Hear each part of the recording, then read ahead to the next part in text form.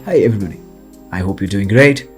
Let's talk about watercolor brushes, the ones you really need. There are so many of them.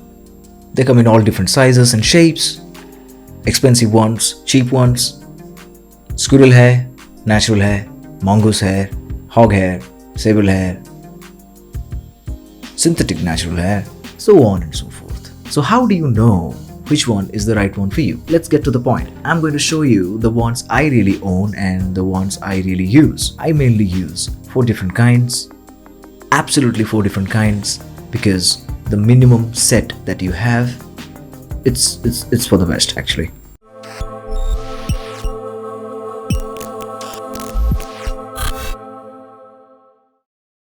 So the first one we are going to look at would be a mop brush, something like this. As you can see, it's quite furry over here and quite thin at the bottom. Quite simple, quite brilliant, it's a magnificent thing to have. So the primary use of a mop brush is basically for broad and big washes. In the background, in the foreground, mainly for the first layer. If you have a mop brush, you can actually do a lot of different things. Also, the point of a mop brush is slightly conical, so you can definitely use for some mid-range detailing. The problem is, just because it holds a lot of water, it can be a little tricky to do dry brushing. Other than that, I just love it. Notice this. This is a mop brush. It has a lot of air, so it will definitely hold a lot of water in it.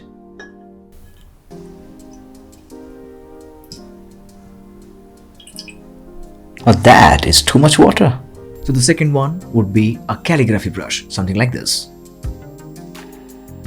So they almost resemble a mop brush or a quill brush in the same time. But the thing is, they are designed to do calligraphy, typography or lettering, which I am quite bad at.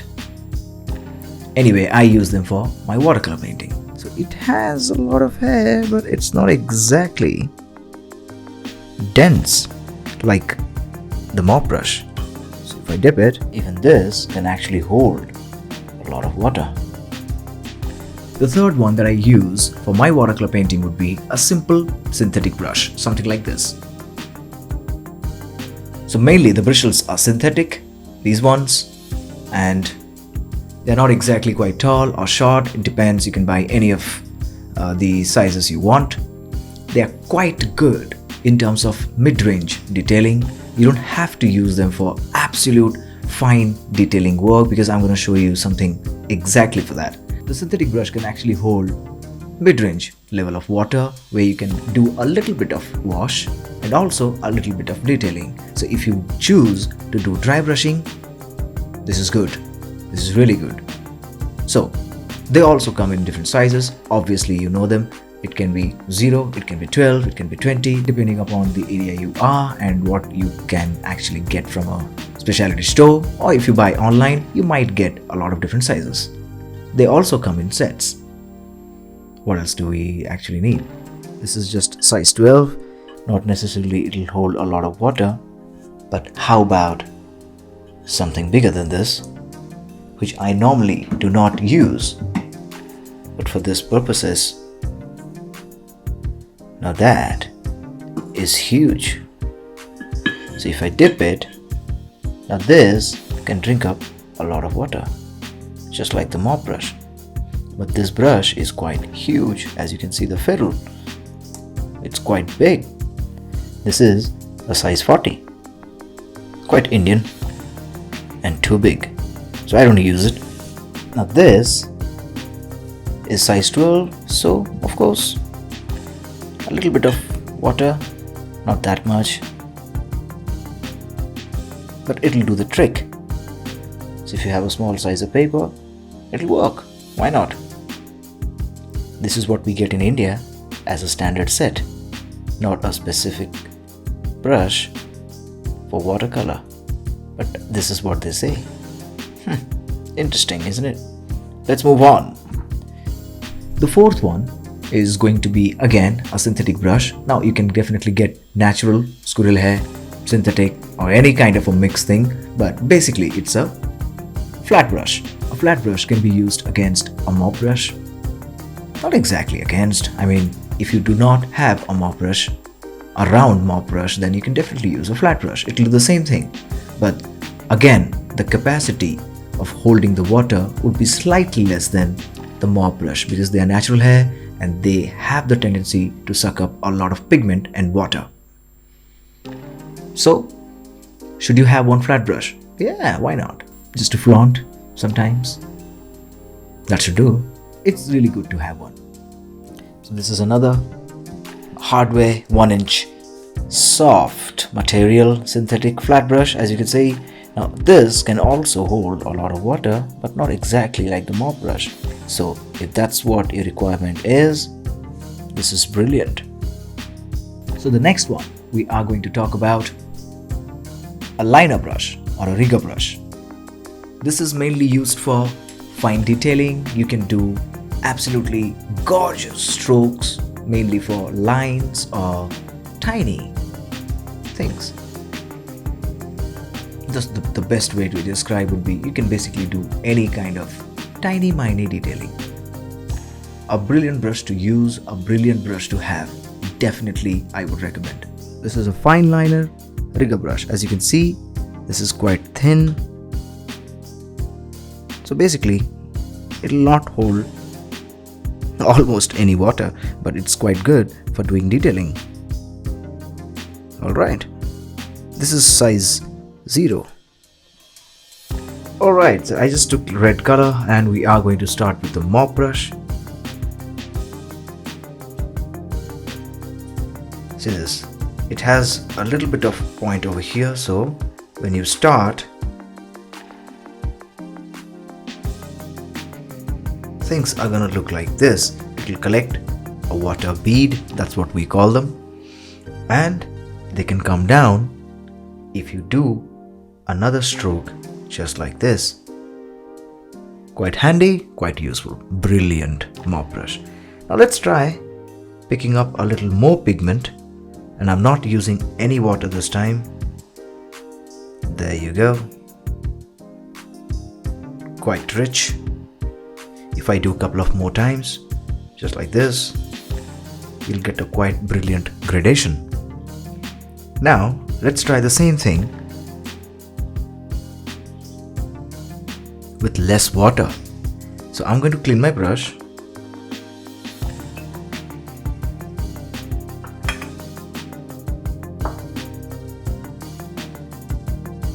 And I took out all the water from the brush.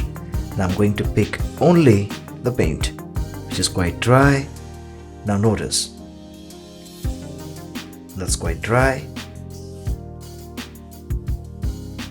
And if I just touch a little bit of water in it, it'll give me something in the middle. But there is a catch. I'm only using the tip. Now see this, if I do fast many times, it'll start filling up the paper. So the mop brush essentially holds a lot of water even if you squeeze it out, which is good. But if you go slow like this, and if you use only the tip, you'll get quite brilliant dry brushing. So now let's try the same thing with a flat brush. I'm using a 1-inch flat brush. Like you can see, you can use anything you have, but let's just see how it performs. Same thing, dipping it in the water, and I'm trying to drag the color on the palette.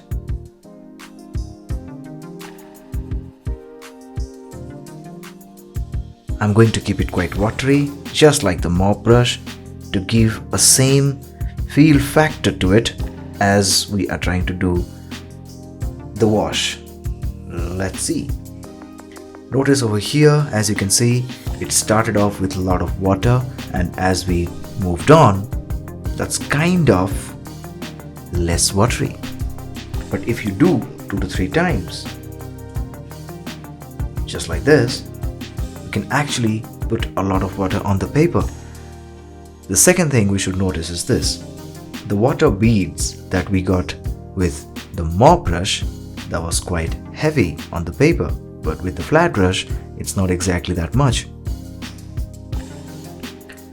We have less water beads. So if I have to bring them down, I have to take extra water and apply, and they will come down. But with the mop brush, it was only one single stroke, like you saw. Now, if I pick heavy pigment without any water and do a stroke like this, it will look something like this. It has its own uses. If you are trying to do something in wet on wet, colors will try to go up. As this is a 1-inch brush, it will try to go in this way and the colors will try to go up. They will create a little bit of cauliflower effect, that's what we call, but normally cauliflower effect is when the water passes through any color area. But this time we are trying to apply the color on a watered area. This is lighter, this is darker, so when you apply the color, it will try to go up, as you can see, so creating a little bit of wet on wet effect. If you move your brush faster, it'll give you a pretty brilliant result.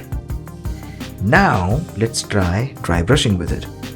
So I'm only going to pick pure pigment without any water in the brush, and if I go slow, this is what we see. If I go fast, this is what we see. Depending upon the situation, you can definitely use a flat brush. Obviously, they also come in different sizes. So if you like the stroke, like dry brushing stroke, you can go for a smaller size of flat brush and that will be quite useful. Check this out, going crazy. Alright, let's move on. Now let's try the same thing with a calligraphy brush like this. Now let's try the same thing with a calligraphy brush. Now that's too much water, a couple of times, and I'm going to use a lot of pigment and lots of water. A quick tip, by the way, try to take a lot of paint when you do your paintings. Try not to use quite less because that's not going to help. Anyway, moving on, doing the same thing from the top. So as you can see,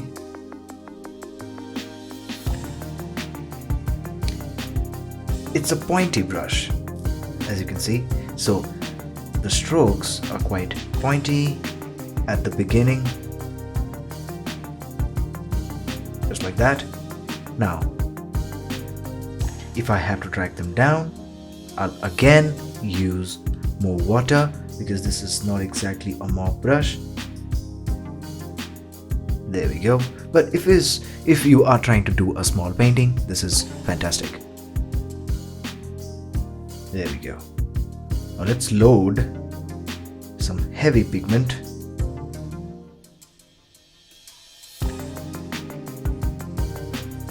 There we go. As you can see, it has a very smooth finish, just like the mop brush we used and the flat brush. All I can see is luscious green on this paper.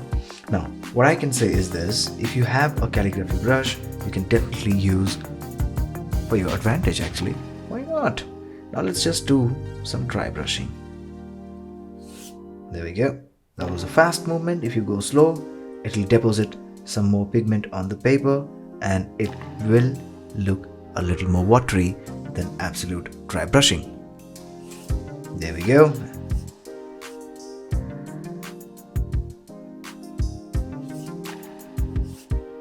If you go fast like this, you'll create a pretty good glittering effect if you're trying to do some kind of a daylight sea scene. Calligraphy brush, they are beautiful. In fact, let me show you something else. Now, if required, You can also do very pointy line like so. There. So if you have to, you can actually go ahead and create a beautiful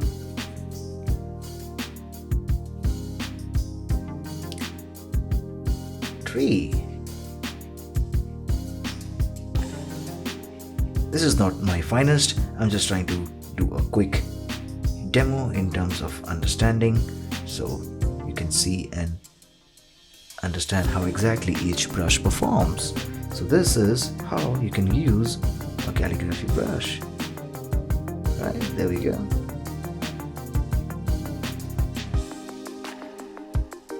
There. So you can draw, you can make thin lines, and you can also do big nice washes. And now let's use a synthetic round brush. We'll try to do the same thing. So I'm trying to apply a lot of water on the palette, and I'm picking up quite a bit of pigment just like this, and here we go. Look at this, that's quite dry because the water ran out. So these bristles are not ready to pick a lot of pigment. Now, but yeah, of course, if you have a huge brush which is like size 20 or 40, then of course you'll do the same thing and it'll just look like a mop brush. But then, what if you only have one brush that day and you do not have a lot of them? Can you actually make a painting? Yes, of course. It'll just take time. You have to deposit a lot of beads like these so you can drag them down for your big washes. It's just a lot of work, but then if you have to do it, you can do it.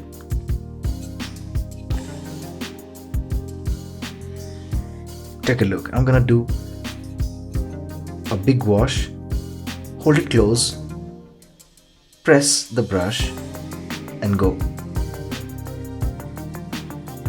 So you can bring all those water beads down just like this.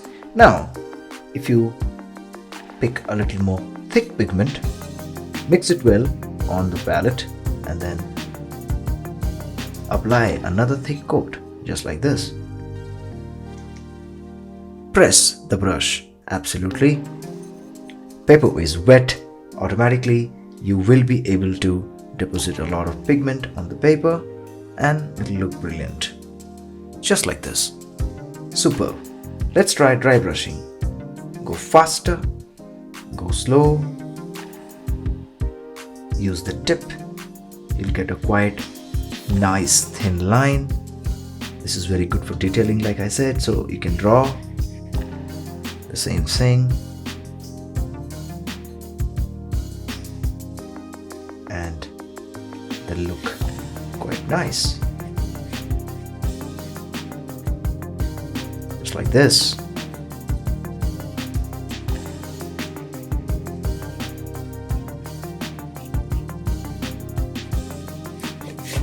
There we go, some random thing. Don't pay attention to the painting. It's not a fine painting, but just for the demo so you can get an idea. There we go. Now thing is, you can use any brush you have and you can make a painting. It depends how you use them, of course, so no need to lecture on that. Moving on to the rigger brush, which is basically a thin brush. So if you mix the colors, you'll get a very thin line like so. Pay attention to the thin lines that I'm trying to make. See, now these also are quite different from the mop brushes or the flat brushes. You can get a lot of specialty brushes which are quite thin and long just like this, and you can use them in many different ways basically. These are pretty good for creating lines, textures, detailing. If I have to put a boat in here, then I can just create these lines and draw quite nice, and I can use a synthetic brush just to create a boat effect.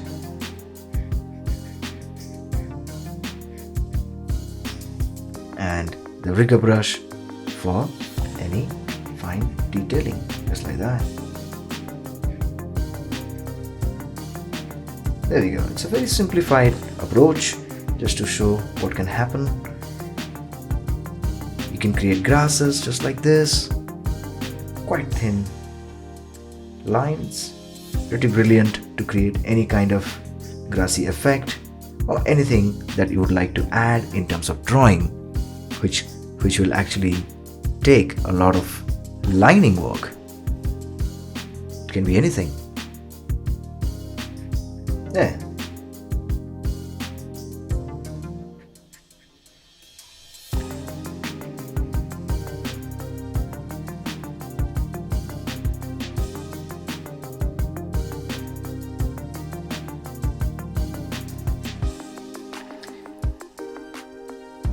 Maybe there are some kind of fence here. So liner brush or rigger brush, a normal synthetic brush, you get sizes, of course. You get 0 to 12 like I said earlier. Alright, the conclusion. Every brush has its own use. If you know how to use them individually or together, they are going to stay with you for a long time. They are going to make fine paintings for you. That's for sure. If budget is an issue, at least rather than collecting a lot of different brushes, try having 4 of them. One mop brush or maybe a flat brush, because mop brushes are slightly expensive. If you're beginning and it's not possible to afford a pricey one or expensive one, then go for at least a good 1-inch size of flat brush. Quite good. It'll do the same thing for you. You don't really need a mop brush in the beginning while you're learning. The second thing I would recommend is to have a synthetic round brush set. It'll come in 0 to 12. That's the standard thing. They'll help. They're good. The third thing I would recommend is to have a very good quality liner brush. If you are not able to buy one, at least try to get the synthetic 000 or 00, because it's just 0. Very easy to afford, very easy to use. If you have one, it will give you good quality product. Alright, like I said, every brush, they have their own use. At least, if not a lot, try to have 4 of them. I wish you all the best in your watercolor journey. Let me know if you have any questions, any doubts, anything you would like to know, anything you would like to share, anything in the comment section. I'll definitely get back to you. Thank you so much for watching. I hope it helped. Take care of yourself. I'll see you next time.